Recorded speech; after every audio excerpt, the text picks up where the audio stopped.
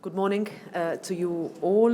First of all, I'm very pleased to welcome the President of Latvia, Edgars Rinkēvičs, to the European Parliament here in Brussels. Dear Mr. President, our first meeting takes place between two important commemorative dates in Latvian history, the 11th of November Victory Day, when you honor your freedom fighters, and upcoming 18th of November celebration of the official proclamation of your country's sovereignty.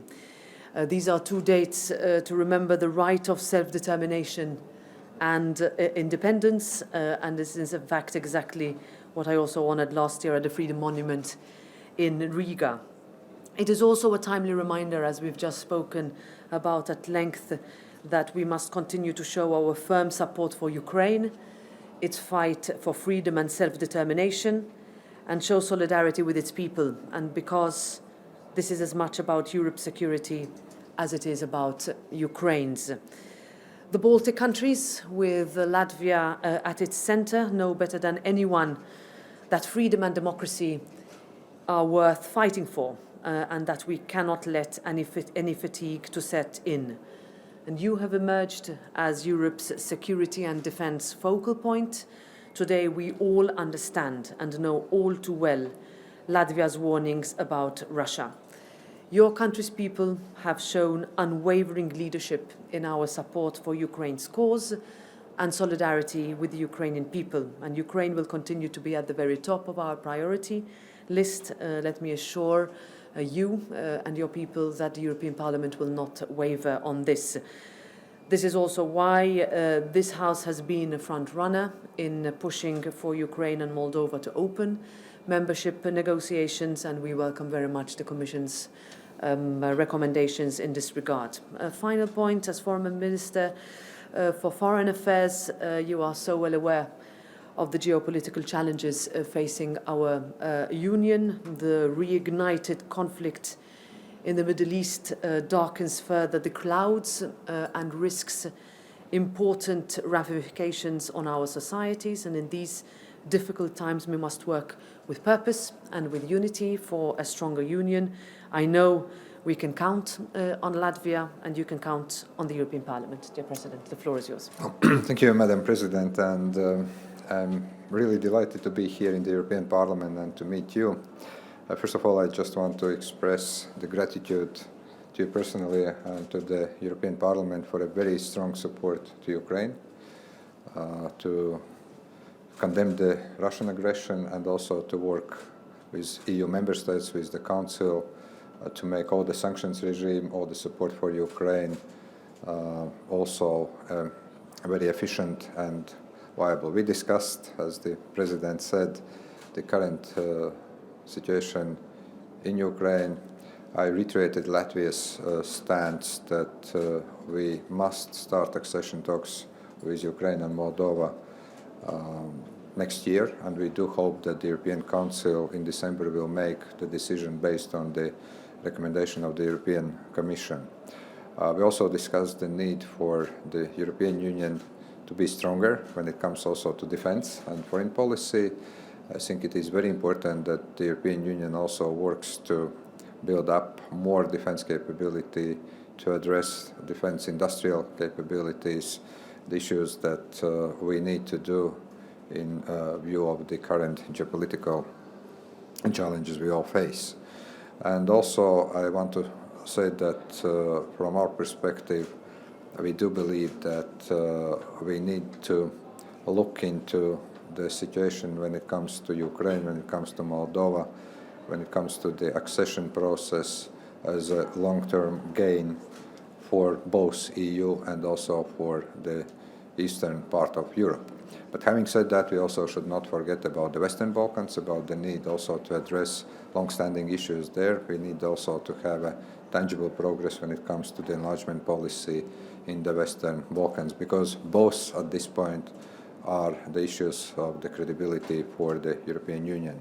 And indeed, as the President said, we also discussed issues that are related to current development of the situation in the Middle East. I think that here I can absolutely echo what the President of the Parliament just said, the European Union need to have more active, more credible voice and role in the region and also internationally. We can play a more active role if we can get more united position within the European Union, and that is something that is badly needed. Thank you. Ilza Nagla, Latvian television. I have a question for Madam President. Next year we're going to have European Parliament elections. How do you think that will affect EU support? The outcome of the elections will affect EU support for Ukraine, especially because already now we cannot always agree and we cannot always deliver on the things we have promised Ukraine. Thank you very much. Well, there is no doubt that the upcoming European elections that will take place between the 6th and the 9th of June next year will be a very geopolitical campaign. One that by then would have been the outcome of a legislature overshadowed by two wars. One that went through a devastating pandemic with a very, very difficult economic recovery.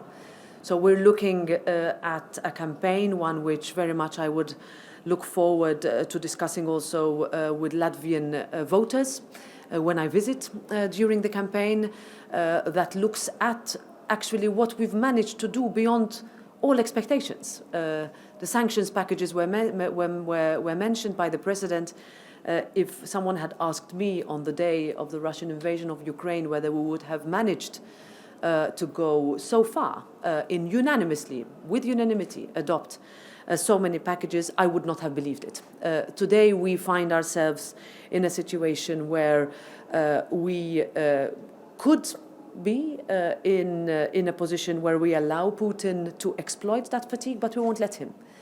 And it is that message, that intention, and that feeling that we look to build as we come back in the next European Parliament in order to once again deliver on very ambitious legislative targets, whether from a digital point of view, whether from a climate point of view, but also from a migration aspect. These are big challenges that will require the center of the House to come together, that pro-European, as we like to call it, constructive spirit. And it's one that we will work for and one that I think we will manage to come back with. If we have a campaign that answers challenges, answers questions, and debates properly. Latvian Radio, Artem Skonnikov, sort of follow-up for both of you. On Ukraine, there are a lot of analysts and politicians alike who believe that the calculation of Russian President Vladimir Putin was that he just has more patience, more resource, that he can outlast Europe and the whole West. Now looking at the discord and then inability to fulfill some of the promises, do you think this Putin's calculation was somehow right? No.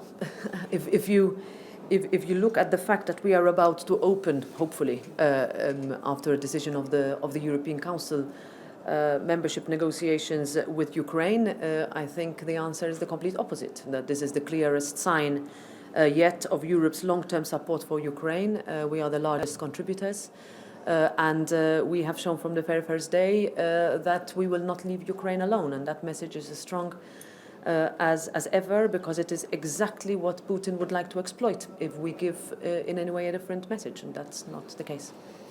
Yes and no.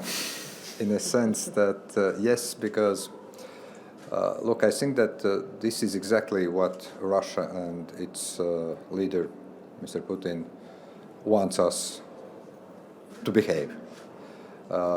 He really believes that in democracies, the political commitment is weak because we tend to have elections, we tend to have a lot of discussions. There are always policy debates, there are always discussions about the best way forward. There are also priorities ranging from the geopolitical issues to the health and social issues, and I think that his calculation is simply that in dictatorships, manage wars is actually easier than in democracies. No, because he is wrong, and what the history has shown that actually even with some kind of debate, even with some kind of uneasy decision-making process, democracies are much resilient that we sometimes tend to think simply based on that or another kind of discussion of the day or disagreement of the day. But I want to very much agree with President Metsola on one thing. I think that, frankly, we surprised ourselves. We surprised Mr. Putin. We surprised the world and also Ukrainians on how actually united and efficient we have been. What is currently very